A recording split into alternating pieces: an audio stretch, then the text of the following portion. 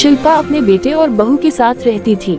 शिल्पा के दोनों ही बेटे शादीशुदा थे और दोनों का गृहस्थ जीवन बहुत अच्छे से चल रहा था। फिर एक दिन शिल्पा के बेटे अपनी माँ के पास आते हैं। माँ, हमें ऑफिस के काम से कुछ दिनों के लिए चंडीगढ़ जाना है। हम दोनों जा रहे हैं। आपके पास सोना और मोना रहेंगी। आप बिल्कुल चिंता मत करना, ये दोनों सब संभाल लेंगी और हमने इन्हें सब कुछ अच्छे से समझा दिया है। अरे बेटा, तुम दोनों चले जाओगे तो ये घर कैसे चलेगा? मुझे तो सोचकर ही घबराहट सी हो रही है। इन दोनों को कहाँ इतनी समझ है कि ये घर और बाहर एक साथ संभाल सके। अरे माँ, आप बिना बात की चिंता कर रही हो। पढ़ी लिखी है आपकी दोनों बहुएं। मौका मिलने पर औरतें हवाई जहाज उड़ा रही है। इतना ही नहीं, चांद पर तक पहुँच गई है। और आपको लग रहा है कि आपकी बहू घर ही नहीं चला पाएगी। मैं कह रहा हूँ ना, वो दोनों सब कुछ अच्छे से संभाल लेगी। आप चिंता मत करो, और वो कोई अकेली तो है नहीं।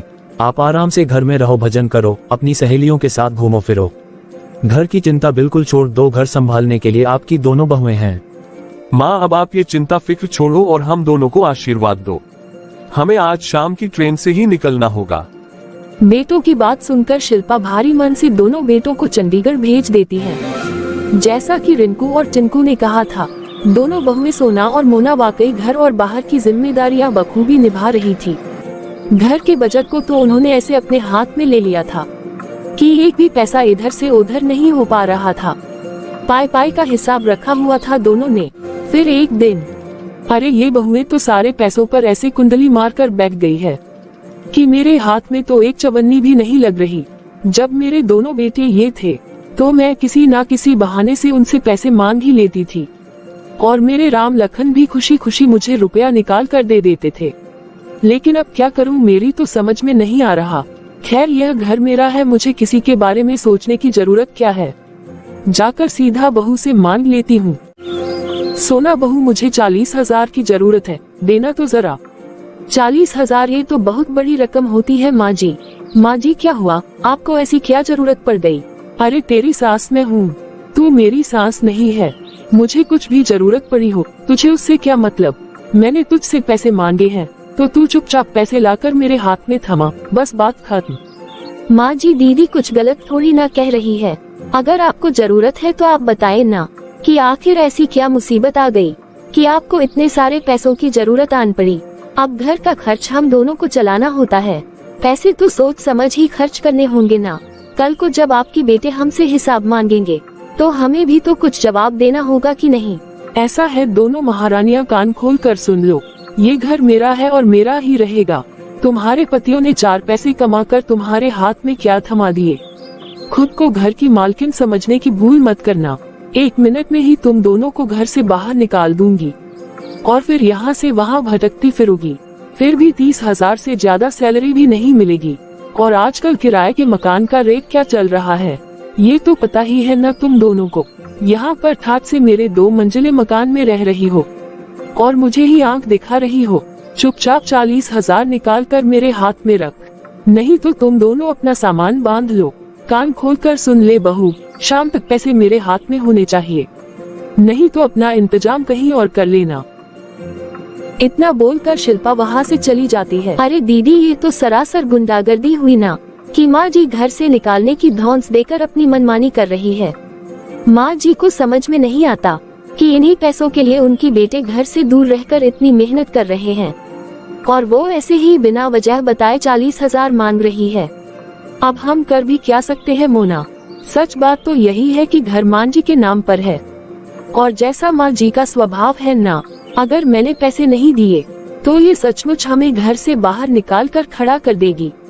और बात सिर्फ घर से बाहर निकालने या किराए पर मकान लेकर रहने की नहीं है। अगर यह सारी खबर उनके बेटों तक पहुंची तो वो इस पूरी बात का जिम्मेदार हमें ही समझेंगे। कोई ये थोड़ी ना समझेगा कि मांझी अनाप शनाप बातें करके पैसों की डिमांड कर रही थी। वैसे भी सास को तो हमारे समाज में बाय डिफॉल्ट समझदार और बहू को बदतमीज समझा जाता है। किस किस को समझाते फिरेंगे हम दोनों।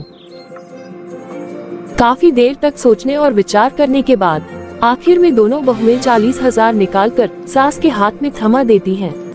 इस बात को अभी हफ्ता भर नहीं बीता था कि सास शिल्पा एक बार फिर बहू के सामने आकर खड़ी हो जाती है। बड़ी बहू, मेरी सहेलियां ना काफी दिनों से कह रही थी कि कोई किट्टी शुरू कर लेते हैं। अब काफी दिन से दबाव बना रही थी, तो मैंने भी हाँ कर दिया और बोल दिया कि इस बार किट्टी की ओपनिंग मेरे यहाँ से होगी। सबका खाना पीना, सारा अरेंजमेंट, डेकोरेशन सब मिलाकर 30,000 का खर्चा तो आ ही जाएगा। क्या 30,000 की किटी? अरे नहीं, किटी तो बस 20,000 की है, बाकी 10,000 अरेंजमेंट के लिए है। माँ जी, क्या जरूरत है इतने बड़े अमाउंट की किटी खोलने की? और आप कह दीजिए ना कि पार्टी होस्ट करने का अभी हमारा बजट अलाउ नहीं कर रहा।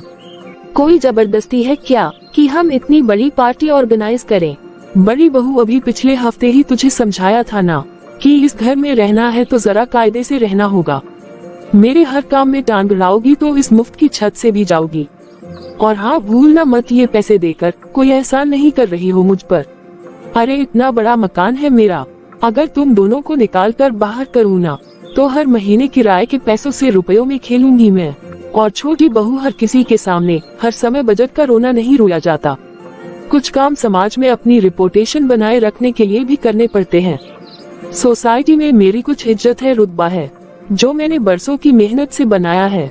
इसलिए तू मुझे फालतू सलाह देने की हिम्मत ही ना कर। मैं जानती हूँ मुझे क्या करना है और क्या नहीं। बहुओं से पैसे लेकर शिल्पा अब किट्टी पार्टी की तैयारियों में लग जाती है।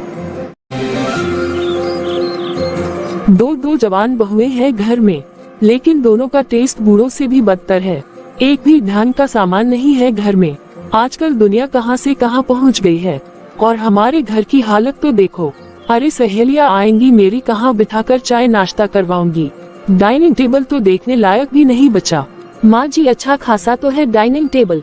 आज तक हमने सभी रिश्तेदारों को इसी टेबल पर बिठाकर नाश्ता और लंच डिनर सब कुछ करवाया है। आज अचानक इस टेबल में क्या खराबी हो गई?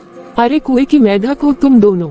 रिंकू और टिंकू ने तुम्हें घर के अंदर बंदी बनाकर रखा हुआ है। बाहर दुनिया में क्या चल रहा है कुछ खबर भी है क्या? अरे माँ जी, चलने का क्या है, हर 2 साल में नया फैशन आ जाता है। फैशन और ट्रेंड के हिसाब से चलेंगे तो रोज फर्नीचर ही बदलते रह जाएंगे। हमें ट्रेंड के हिसाब से नहीं, अपनी जेब देखकर चलना चाहिए। अरे चुप करो दोनों, मुझे बस नया डाइनिंग टेबल लेकर आना है। चुपचाप 40,000 दे दो। मैं कौन सा चाट पकौड़ी खाने के लिए पैसे मांग रही हूँ? घर के लिए सामान ही तो मंगवा रही हूँ ना। घर में रखा रहेगा तो तुम्हारी ही इज्जत में बढ़ेगी। 4 रिश्तेदार आएंगे, तुम्हारी ही तारीफ करेंगे। लेकिन माँ जी देखो, मुझे बार बार वही बात कहने पर मजबूर क्यों करती हो? बहू चुपचाप पैसे दे दे, नहीं तो तुम्हारे पतियों के लौटने से पहले ही तुम्हारा बोरिया बिस्तरा बांधकर तुम्हें यहाँ से 9-2-11 कर दूंगी। बेचारी बहुएं मरती क्या ना करती। सास की धमकी देने के कारण चुपचाप पैसे निकालकर अपनी सास शिल्पा के हाथों में थमा देती है। अगले ही दिन शिल्पा एक खूबसूरत चमचमाती हुई डाइनिंग टेबल लाकर सबके सामने रख देती है। किट्टी पार्टी की भी सारी तैयारियां हो चुकी थी। फिर पार्टी वाले दिन मानना पड़ेगा शिल्पा, पूरे ग्रुप में सबसे जानदार पार्टी दी है तूने। तेरे जैसा टेस्ट, स्टाइल, रुतबा हर किसी के पास नहीं होता। सुनीता ठीक कह रही है तू। अरे तुम्हें नहीं पता, अभी कुछ दिन पहले ही तो शिल्पा ने 40,000 एक एनजीओ को दान में दिए हैं। अरे भाई, आजकल तो शिल्पा ही शिल्पा छाई हुई है हर तरफ। किसी को दान देना हो या किसी की मदद करनी हो, शिल्पा का नाम लेते ही प्रॉब्लम सॉल्व हो जाती है। सुना दीदी आपने, इसका मतलब वो जो 40,000 माँ जी हमसे लेकर गई थी, इन्होंने एक एनजीओ में दान कर दिए। मतलब बेटों की जेब खाली करके सासू माँ दुनिया में महान बनती घूम रही है। देखो, दान देना तो कोई बुरी बात नहीं है, लेकिन ऐसे दान का भी क्या मतलब कि अपनों की भूखे मरने की नौबत आ जाए। ये तो वही बात हुई ना कि जेब में नहीं दाने और अम्मा चली भुनाने। लेकिन माँ जी अपनी जिद के आगे बिल्कुल कुछ सुनना ही नहीं चाहती। ये सब कब और कैसे रुकेगा? फिर किटी पार्टी के बाद अगले दिन।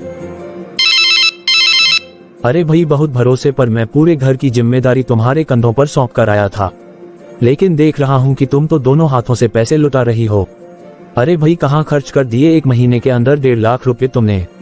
ऐसे क्या सोने के बिस्कुट खरीद कर खा रहे हो तुम लोग, जो एक महीने के अंदर इतना पैसा खर्च हो गया? हम यहाँ 4 पैसे कमाने आए हैं और तुम दोनों सारी दौलत लुटाने में लगी हुई हो। देखो, इस बात का जवाब मुझसे नहीं, अपनी माँ से मांगो तो ज्यादा बेहतर होगा। फिर मैं कुछ कहूँगी तो आप कहोगे मैं सासू माँ की बुराई कर रही हूँ। मैं कुछ समझ नहीं पा रहा हूँ, साफ साफ कहो। देखो जब से आप लोग गए हो ना तब से माँ जी के तो जैसे रंग ढंग ही बदल गए हैं। वैसे तो अपने घर की धौंस वो पहले भी जमाती थी, लेकिन आजकल तो वह हर बात में ही घर से निकालने की धमकी दे डालती है और उन्होंने ही अपनी मनमानी चलाकर वो सारे रुपए मुझसे वसूले हैं। आप ही बताएं मैं करूं तो क्या करूं? अच्छा चलो ठीक है, तुम चिंता मत करो, अभी मैं फोन रखता हूँ, बाद में बात करता हूँ। फिर 2 दिन बाद दरवाजे पर दस्तक होती है और बड़ी बहू सोना दरवाजा खोलती है तो सामने 2 आदमी खड़े दिखाई देते हैं। ओ जी सत श्री अकाल जी, माय सेल्फ पप्पी सिंह जी। और जी माय सेल्फ जप्पी सिंह है जी। नमस्कार जी, कहिए मैं आपकी क्या मदद कर सकती हूँ? देखो जी सच सच बताना जी कि तुसी ही शर्मा जी की बड़ी बहू सोना भाभी हो ना जी? हाँ जी सही पहचाना, लेकिन आप कौन? अजी अभी तो बताया, मैं पप्पी सिंह और ये मेरा भाई जप्पी सिंह। पप्पी जी वो तो ठीक है, लेकिन क्या मैं आपको जानती हूँ? मैंने आपको पहचाना नहीं। अरे भाभी जी तुसी कदे देखिया ही नहीं ते तुसी पहचानोगे किवे? देखो जी आपके ससुर थे ना जी मुकेश शर्मा जी, उनके खानदानी वकील दा नाम सी मुरली सोपती। बस जी ऐसी ओना दे ही पोथे हा, और तुहाडे ससुर की बिल दसन आए हैं जी। बाऊ जी की कोई बिल भी है? हाँ जी, उन्होंने अपनी दोनों बहुओं के नाम 50-50 लाख की एफडी कराई हुई सी जी। ते हुन तुहारी एफडी मैच्योर हो गई है जी, ते कानूनन हुन तुसी ते तुहारी देवरानी उस एफडी की मालिक हो। असी अगले हफ्ते आके सारे कागज तुहाडे नाम कर देंगे। इस 1 हफ्ते में तुसी सोच लो कि ये पैसे तुसी अपने अकाउंट विच ट्रांसफर कराने हैं या किसी हो दे। बाहर एफडी की बात चल रही होती है और अंदर से शिल्पा सारी बातें सुन रही होती है। क्या दोनों बहुओं के नाम 50-50 लाख की एफडी करा रखी थी इन्होंने, और कभी मुझे खबर तक नहीं लगने दी? अरे मेरे पति का पैसा है और मुझे ही देखने तक को नहीं मिल रहा। घोर कलयुग आ गया राम जी। खैर उन कागजों में चाहे जो भी लिखा हो, लेकिन मैं भी वो पैसा लेकर ही रहूंगी। वो अलग बात है कि उन पैसों तक पहुंचने के लिए मुझे अपनी उंगली टेढ़ी करनी पड़ेगी, क्योंकि ये दोनों तो आसानी से वो पैसा मुझे देने से रही। फिर अगले ही दिन से सास शिल्पा के सुर पूरी तरह बदल जाते हैं। अरे मोना बहू ये सब क्या है बेटा? रसोई में इतने तरह के बिस्किट भरे हुए हैं। देखो बेटा, एक बार में इतने तरह का सामान ले आओगी तो आधा तो एक्सपायर होकर कूड़े की शोभा बढ़ाएगा है ना। ऐसे ना फिजूल खर्च करना अच्छी बात नहीं है, आगे से ध्यान रखना। हाँ ठीक है मां जी, मैं ध्यान रखूंगी। फिर शिल्पा वहाँ से चली जाती है। अरे मोना, यह माँ जी आज कौन सा सूर लगा बैठी, खुद इतनी फिजूल खर्ची करती है और हमें खर्च कम करने के लिए भाषण दे रही है। मैं भी वही सोच रही हूँ दीदी कि आज सूरज कौन सी दिशा से निकला है जो माँ जी हमारी तरह बजट वाली बात कर रही है। हो सकता है माँ जी को अपनी गलती का एहसास हो गया हो और वो सुधर गई हो। अंदर किचन में दोनों बहिएं सोचों में पड़ी थी कि उनकी सास को अचानक से क्या हो गया है, और इधर शिल्पा अपनी ही खिचड़ी पका रही थी। सबसे पहले तो मुझे अच्छाई का ढोंग करके ये बात साबित करनी होगी कि अब मैं बदल गई हूँ और मुझे रुपए पैसे का कोई मोह नहीं रहा। इतना ही नहीं, जिस मकान से बार बार निकालने की मैं इन दोनों को धमकी देती हूँ, अब तो मुझे इस मकान से भी कोई प्रेम नहीं रहा। अरे मकान तो वैसे भी आज नहीं तो कल इन दोनों को ही मिलने वाला है। मैं कौन सा उसे फोड़कर खा सकती हूँ? उससे अच्छा तो मैं मकान इनके नाम करके वो सारे रुपया इनसे हथिया लूं। 1 करोड़ रुपया मेरे हाथ में आ जाएगा तो मेरी तो मौज ही हो जाएगी, और जो सपने भरी जवानी में नहीं हुए उन्हें मैं अब बुढ़ापे में पूरा करूंगी। सालों से मेरा मन था वर्ल्ड टूर करने का। अगर दोनों बहुएं अपना पैसा मुझे सौंप दे तो मैं अपना यह आखिरी सपना भी पूरा कर लूंगी।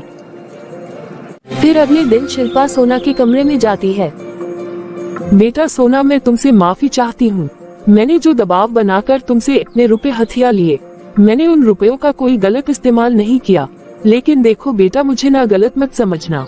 दरअसल मेरी सहेली को ना पैसों की बहुत जरूरत थी, तो बस तुमसे 40,000 लेकर मैंने उसे दे दिए।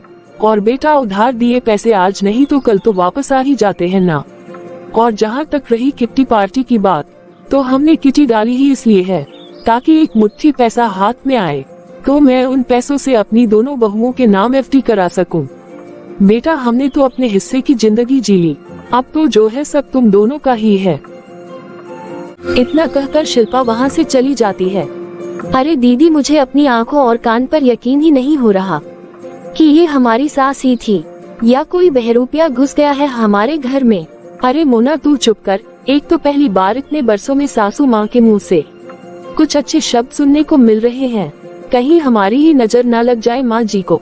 अगर सचमुच माँ जी का हृदय परिवर्तन हो गया है ना, तो मैं तो भगवान से यही प्रार्थना करती हूँ कि भगवान उनको ऐसी ही सद्बुद्धि देता रहे, क्योंकि माँ जी ने घर से निकाल दूंगी कह कहकर हमारा जीना मुश्किल कर दिया था।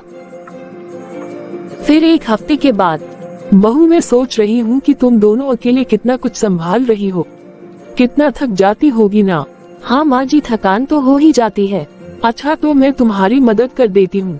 ये बताओ, वो पप्पी झप्पी वाला पैसा किसके अकाउंट में मंगवाना है? अरे क्या सोचा है, क्या करोगी इतने सारे पैसों का? माँ जी सच बताऊं तो सबसे पहले अपने लिए सर पर छत का इंतजाम करूंगी। अरे बहू, ये घर भी तो तुम्हारा ही है ना, और बाजार में इसकी कीमत पूरे 1 करोड़ है। नहीं नहीं माँ जी, ये तो आपका घर है, हम कभी इस घर के मालकिन तो बन ही नहीं सकते। फिर आप ही तो बात बात पर हमें निकालने की धमकी देती रहती है। अब अच्छा, एक काम करो, मैं ये घर तुम दोनों के नाम लिख देती हूँ, तब तो खुश रहोगे ना तुम दोनों। और हाँ, तुम अपने पैसों से मकान लेना चाहती थी, तो वो पैसा तुम मेरे नाम कर दो। और बेटा, मैं पैसा कहाँ लेकर जाऊंगी? अब मेरी 4 दिन की जिंदगी बची है, मेरी आंखें बंद होते ही वो पैसा भी तुम्हें वापस मिल जाएगा, और मुझे भी संतोष हो जाएगा कि तुम्हारे बाबूजी का पैसा मेरे हाथों में है। शिल्पा की बात सुनकर दोनों बहुएं सोच में पड़ जाती हैं और कमरे में जाकर एक दूसरे से बात करती हैं। वैसे दीदी, सौदा बुरा नहीं है, और हम इतना रुपया बैंक में ही तो रखने वाले थे। क्या फर्क पड़ता है कि पैसा हमारे पास रहे या माँ जी के पास? रहेगा तो बैंक में ही, और घर भी हमारा हो जाएगा, और कम से कम ये रोज रोज का घर से निकालने का ताना तो बंद होगा। दोनों देवरानी जेठानी आपस में सलाह मशवरा करके सास को रुपए देने को राजी हो जाती हैं, और अपनी सास से प्रॉपर्टी के कागज अपने नाम करवा लेती है। फिर अगले दिन सुबह बहू, घंटी बज रही है, लगता है वो पप्पी झप्पी आ गए हैं। अरे टिंकू जी, आप आ गए, कैसा रहा आपका ट्रिप? हमारा ट्रिप तो अच्छा रहा, तुम सुनाओ क्या चल रहा है? अरे बहुत बड़ी खुशखबरी है, हमें आज 50-50 लाख मिलने वाले हैं, और माँ जी ने भी अपना घर हमारे नाम कर दिया है। इसका मतलब हमारा तीर एकदम सही निशाने पर लग गया। तीर निशाना मतलब क्या है आपका? मतलब यही है कि घर में कलेश की जड़ खत्म हो गई। माँ रोज मकान के नाम से ही तुम्हें परेशान करती थी ना, इसलिए हमने ये प्रॉब्लम सॉल्व कर दी। और हाँ, कोई पैसा नहीं आने वाला, भूल जाओ वो सब। इसका मतलब वो पप्पी झप्पी झूठ बोल रहे थे। सत्यानाश हो उन दोनों का। मुझे मिल जाए ना तो मुंह नोच लूंगी दोनों का। हाय मेरा वर्ल्ड टूर। अरे माँ, ध्यान से देखो, पप्पी जप्पी तुम्हें यहीं कहीं नजर आ जाएंगे। बिल्कुल ठीक कह रहे हो झप्पी पराजी, अजी हम ही तो है झप्पी। तो पप्पी सिंह तो बोलो तारा रारा। नालायक, अपनी माँ को ठगते हो, अभी बताती हूँ तुम्हें। अब बेचारी खर्चीली शिल्पा के पास धमकी देने का कोई साधन ही नहीं बचा था, इसलिए अब वह खर्चे भी जरा सोच समझकर कर रही थी।